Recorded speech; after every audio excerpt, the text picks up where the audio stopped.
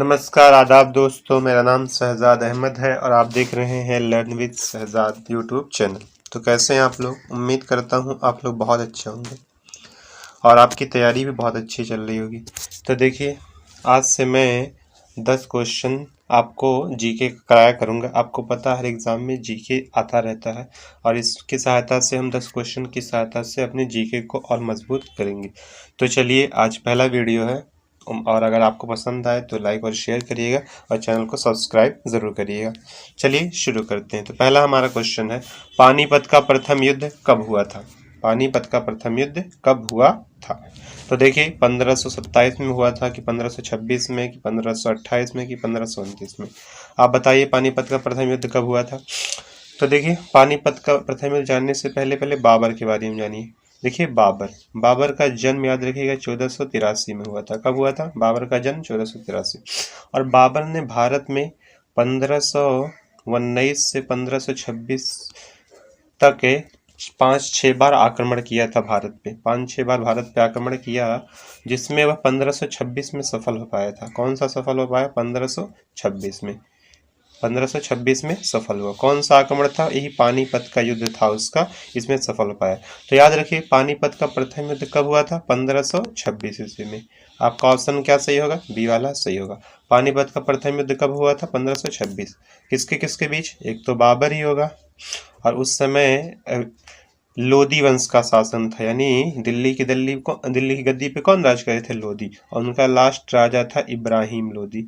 इन्हीं को हराया था। इब्राहिम लोदी को किसने हराया था? बाबर ने हरा के दिल्ली की गद्दी पर राज किया था। यानी अब पूछा जाए आपसे कि बात आइए, भारत में मुगल वंश की संस्थापक कौन था? यानी भारत में किसने मुगल वंश की स्थापना की? तो आप बताइएगा, बाबर ने किया था।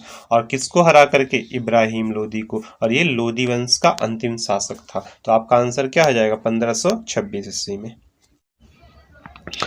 तो चलिए दूसरा क्वेश्चन देखते हैं। तो आपका दूसरा क्वेश्चन है, रक्त का पीएच मान कितना होता है? यानी रक्त जो होता है, आपका ब्लड जो होता है, उसका पीएच मान कितना होता है? तो देखिए, पीएच क्या है? सबसे पहले पीएच जान लीजिए। पीएच का फुल फॉर्म होता है पोटेंशियल ऑफ हाइड्रोजन। क्या होता है? Potential of hydrogen. ठीक है, पोटेंशियल का पीएच का फुल फॉर्म क्या होता है? Potential of hydrogen. याद रखिएगा, पीएच का full form potential of hydrogen होता है। और देखिए, रक्त है, ब्लड है ना, और याद रखिएगा रक्त का पीएच मान कितना होता है? 7.4 होता है। कितना होता है? 7.4। और याद रख लीजिए, जल का पीएच मान कितना होता है? जल का पीएच मान होता है 7। जल का पीएच मान कितना होता है? 7। अब याद रखिए, अगर किसी वस्तु का पीएच मान 7 है तो वह वस्तु उदासीन होगा। वह क्या होगा? वह वस्तु उदासीन होगा। यानी जल का पीएच मान 7 होता है, इसलिए उदासीन। किसी भी वस्तु का पीएच मान अगर 7 हो तो वह उदासीन होगा। 7 से कम हो तो वह अम्लीय होगा। क्या होगा? अम्लीय। 7 से कम होने पर क्या होगा? अम्लीय। और 7 से अधिक हो, क्या हो? 7 से अधिक। 7 से अधिक होने पर याद रखिएगा क्षारीय होगा। क्या होगा? क्षारीय। यानी यदि किसी वस्तु का पीएच मान 7 है तो उदासीन होगा, 7 से कम है तो अम्लीय होगा, और 7 से अधिक है तो क्या होगा? क्षारीय होगा। तो याद रखिएगा। तो अतः क्या हो जाएगा? रक्त का पीएच मान कितना होता है? 7.4 होता है। और जल का पीएच मान कितना होता है? 7।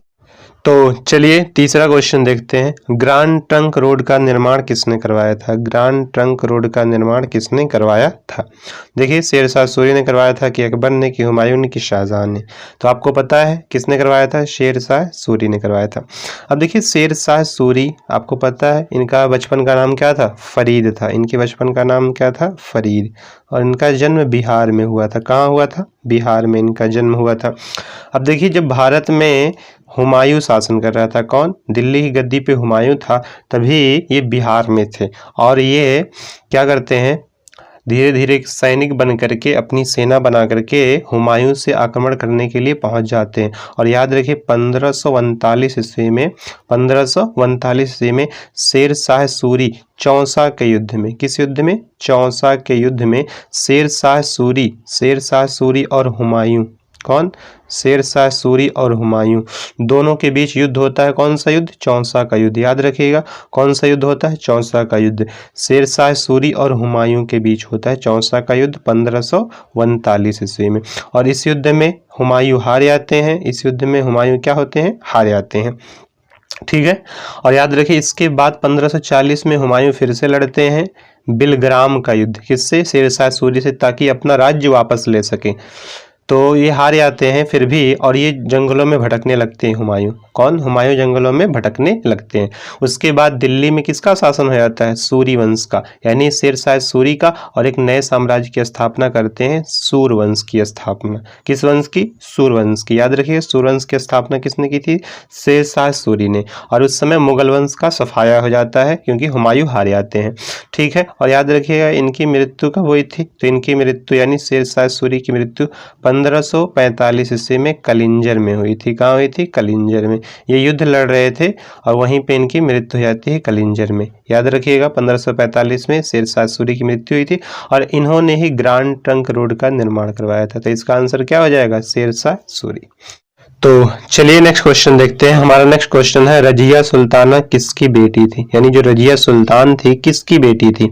तो याद रखिएगा रजिया सुल्तान से पहले जान लीजिए कि देखिए इल्तुतमिश के बारे में। इल्तुतमिश से 1210 से 1236 तक दिल्ली की गद्दी पे राज करते हैं। इल्तुतमिश 1210 से 1236 तक दिल्ली की गद्दी पे क्या करते हैं? राज करते हैं। उसके बाद इनकी पुत्री थी। इनकी पुत्री का क्या नाम था? रजिया सुल्तान। तो इनकी पुत्री क्या नाम था? रजिया सुल्तान। याद रखिएगा इनकी पुत्री कौन थी? रजिया सुल्तान थी। तो इसका आंसर क्या हो जाएगा? रजिया सुल्तान किसकी पुत्री थी? इल्तुतमिश की।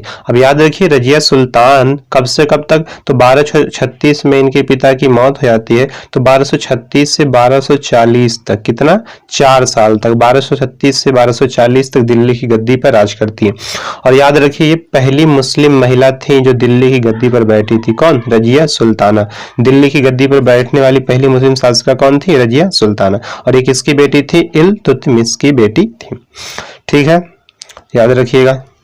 तो चलिए हमारा नेक्स्ट क्वेश्चन है, देखिए विद्युत धारा का एसआई मात्रक क्या होता है? विद्युत धारा का एसआई मात्रक क्या होता है? तो देखिए विद्युत धारा क्या है? आवेश के प्रवाह की दर को, यानी आवेश जो होता है क्यों, आवेश जो फ्लो होते हैं वो कितने टाइम में कितना फ्लो हो रहे हैं, यानी आवेश जो बहते हैं ना उसके प्रवाह की दर को, कितने टाइम में कितना बह रहे हैं, उसी को बोलते हैं विद्युत धारा। और याद रखिए विद्युत धारा I बराबर होता है Q अपॉन T। Q क्या है? आवेश, और T क्या है? समय। तो धारा I बराबर क्या होता है? Q अपॉन T होता है। तो ये याद रखिएगा विद्युत धारा। और इसका मात्रक होता है, तो याद रखिए विद्युत धारा मात्रक मीन्स मापा किस में जाता है? तो विद्युत धारा को एम्पियर में मापते हैं। किस में मापते हैं? एम्पियर में मापते हैं। याद रखिएगा विद्युत धारा को एम्पियर। और देखिए कूलाम किसका होता है? तो आवेश का होता है। किसका होता है? आवेश का मात्रक क्या होता है? कूलाम होता है। और वोल्ट क्या होता है? वोल्ट विभव और विभवांतर दोनों का होता है। विभव और विभवांतर दोनों का मात्रक क्या होता है? वोल्ट होता है। विभव और विभवांतर। जूल किसका होता है? कार्य का मात्रक। किसका होता है? कार्य का मात्रक जूल होता है। और एम्पियर आप जानते हैं विद्युत धारा का मात्रक होता है। और एसआई क्या है? एसआई मतलब सिस्टम ऑफ इंटरनेशनल, अंतरराष्ट्रीय पद्धति होता है। तो याद रखिएगा विद्युत धारा का एसआई मात्रक क्या होता है? एम्पियर होता है। तो देखिए अब हमारा नेक्स्ट क्वेश्चन है, चीन का राष्ट्रीय खेल क्या है? चीन का राष्ट्रीय खेल क्या है? तो देखिए चीन का राष्ट्रीय, अब देखिए याद कैसे करेंगे? चीन के लोग क्या होते हैं? छोटे छोटे होते हैं। अब जहाँ के लोग छोटे छोटे होंगे उसको क्या करेंगे? टेबल का यूज करेंगे। कोई चीज ऊपर उतारने के लिए क्या यूज करेंगे? टेबल का यूज करेंगे। तो इस हिसाब से आप याद रख सकते हैं चीन का राष्ट्रीय खेल क्या है? Table tennis. अब देखिए क्रिकेट, क्रिकेट कहाँ का राष्ट्रीय खेल है? तो याद रखिएगा क्रिकेट राष्ट्रीय खेल है इंग्लैंड का। कहाँ का है? इंग्लैंड का राष्ट्रीय खेल क्या है? क्रिकेट है। हॉकी आपको पता है भारत और पाकिस्तान का, भारत व पाकिस्तान का राष्ट्रीय खेल क्या है? हॉकी है। और आपको पता है चीन का राष्ट्रीय खेल क्या है? Table tennis. अब बुल फाइटिंग, अब देखिए इसको कैसे याद रखेंगे? तो आपको पता है स्पेन, स्पेन में क्या आ रहा है? पेन। जब आपको बुल मार देगा तो आपको क्या होगा? पेन होगा। तो याद रख सकते हैं स्पेन का राष्ट्रीय खेल क्या है? बुल फाइटिंग है। अब देखिए नेक्स्ट क्वेश्चन हमारा है, सबसे अधिक चमकीला ग्रह कौन सा है, यानी सबसे अधिक चमकीला ग्रह कौन सा है। तो देखिए सबसे पहले जान लीजिए कि सौर मंडल में कितने ग्रह हैं। तो याद रखिए सौर मंडल में कुल 8 ग्रह हैं। कितने ग्रह हैं? 8। कौन कौन से? पहला है बुध, दूसरा है शुक्र, तीसरा है पृथ्वी, चौथा है मंगल, मंगल हो गया। उसके बाद देखिए, उसके बाद आपका है बृहस्पति, पांचवा बृहस्पति हो गया। उसके बाद आपका है शनि, उसके बाद है अरुण, उसके बाद है आपका वरुण। ये 8 ग्रह है, याद रखिएगा। बुध, शुक्र, बृहस्पति, पृथ्वी, मंगल, बृहस्पति, शनि, अरुण, वरुण, ये 8 ग्रह है सौर मंडल में। और याद रखिए इसमें सबसे अधिक चमकीला कौन सा है? तो शुक्र ग्रह सबसे अधिक चमकीला है। कौन सा है? शुक्र ग्रह सबसे चमकीला है। सबसे छोटा अगर कहा जाए तो बुध है। सबसे छोटा कौन सा ग्रह है? बुध। और सबसे बड़ा आपसे कोई पूछे तो बताइएगा बृहस्पति, यानी जो बृहस्पति ग्रह है सबसे बड़ा ग्रह है। सबसे चमकीला कौन सा है? शुक्र है। सबसे चमकीला कौन सा है? शुक्र है। तो हमारा नेक्स्ट क्वेश्चन है, 8वां क्वेश्चन है, शहीद दिवस कब मनाया जाता है? शहीद दिवस कब मनाया जाता है? तो देखिए शहीद दिवस आप देखिए, याद रखिए शहीद दिवस मनाते क्यों हैं। तो शहीद दिवस से देखिए, याद रखिए सबसे पहले शहीद दिवस 30 जनवरी को मनाया जाता है। कब मनाया जाता है? 30 जनवरी को। ये आपका सही होगा। देखिए 30 जनवरी 1948 को, 30 जनवरी 1948 को, 30 जनवरी 1948 को महात्मा गांधी जी की हत्या हुई थी। कब हुई थी? 30 जनवरी 1948 को। इसलिए 30 जनवरी को शहीद दिवस मनाया जाता है। अब देखिए 15 जनवरी को क्या मनाया जाता है? तो याद रखिए 15 जनवरी को थल सेना दिवस मनाया जाता है। थल सेना दिवस, थल सेना दिवस मनाया जाता है। कब? 15 जनवरी को थल सेना दिवस मनाया जाता है। उसके बाद देखिए 10 जनवरी को क्या मनाया जाता है? तो 10 जनवरी को मानव अधिकार दिवस, यानी ह्यूमन राइट्स डे, मानव अधिकार दिवस, मानव अधिकार दिवस, ठीक है, मानव अधिकार। और 5 जून को क्या मनाया जाता है? ये आपका पर्यावरण दिवस। क्या? विश्व पर्यावरण दिवस। क्या मनाया जाता है? विश्व पर्यावरण दिवस मनाया जाता है। ठीक है, याद रखिए। तो इसका आंसर क्या होगा? शहीद दिवस 30 जनवरी को मनाया जाता है। तो चलिए हमारा नेक्स्ट क्वेश्चन है, क्वेश्चन नंबर 9 है, शिवाजी की माता का क्या नाम था? शिवाजी की माता का क्या नाम था? तो देखिए शिवाजी की माता का नाम जानने से पहले जान लीजिए शिवाजी कौन थे। तो शिवाजी का जन्म याद रखिएगा 1630 ईस्वी में हुआ था। कब हुआ था? 1630 ईस्वी में शिवाजी का जन्म हुआ था।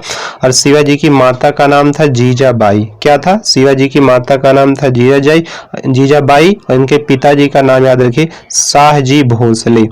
शाहजी भोसले नाम था। इनके पिता का क्या नाम था? शाहजी भोसले। और इनकी माता का क्या नाम था? जीजाबाई। और याद रखिए शिवाजी की मृत्यु कब हुई थी? शिवाजी की मृत्यु हुई थी 1680 ईस्वी में। कब हुई थी? शिवाजी की मृत्यु हुई थी 1680 ईस्वी में। और इनकी माता का क्या नाम था? जीजाबाई नाम था। ये याद रखिएगा।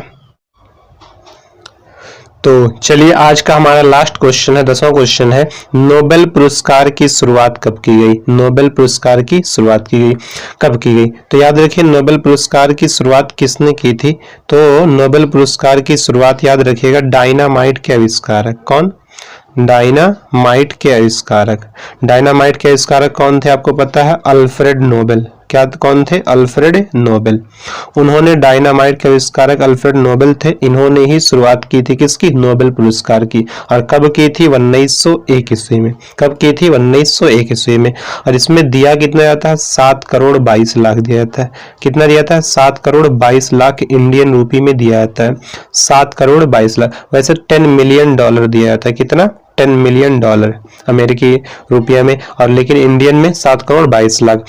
ठीक है, याद रखिए भारत के वो पहले व्यक्ति रविंद्रनाथ टैगोर जी थे। रविंद्रनाथ टैगोर जी थे जिनको क्या दिया गया था? नोबेल प्राइज दिया गया था। तो याद रखिएगा कौन थे? रविंद्रनाथ टैगोर। 1913 ईस्वी में। इनकी बुक थी गीतांजलि। इनकी बुक का क्या नाम था? गीतांजलि। इसलिए इनको नोबेल प्राइज दिया गया था। तो याद रखिए भारत के कौन थे? गीतांजलि बुक के लिए रविंद्रनाथ टैगोर को दिया गया था। अभी हाल ही में एक आदमी को मिला है, अभिजीत बैनर्जी को। किसको? अभिजीत बैनर्जी को। 2020 में इनको मिला था, अभिजीत बैनर्जी को 2020 में, अर्थशास्त्र के लिए। किसके लिए? अर्थशास्त्र के लिए। तो याद रखिएगा हाल ही में इनको मिला है, नोबेल पुरस्कार मिला है। तो ये आप याद रखिएगा। तो उम्मीद करते हैं आपको समझ में आया होगा। अगर आपको समझ में आया है तो इस वीडियो को एक लाइक ज़रूर कर दीजिए, एक लाइक ज़रूर कर दीजिए और अपने दोस्तों में शेयर ज़रूर कर दीजिए। और अब नए हो तो आप इस चैनल को सब्सक्राइब ज़रूर कर दीजिए, क्योंकि आप सब्सक्राइब करेंगे तभी मैं आगे वीडियो बना पाऊंगा। तो प्लीज़ सब्सक्राइब ज़रूर कर दीजिए और अपने दोस्तों में शेयर ज़रूर कीजिए। और ऐसे में इसका आगे भी लाता रहूँगा, लेकिन आप शेयर ज़रूर कीजिए और लाइक ज़रूर कीजिए, शेयर भी कीजिए और सब्सक्राइब कर लीजिए। देखने के लिए आपका बहुत बहुत धन्यवाद।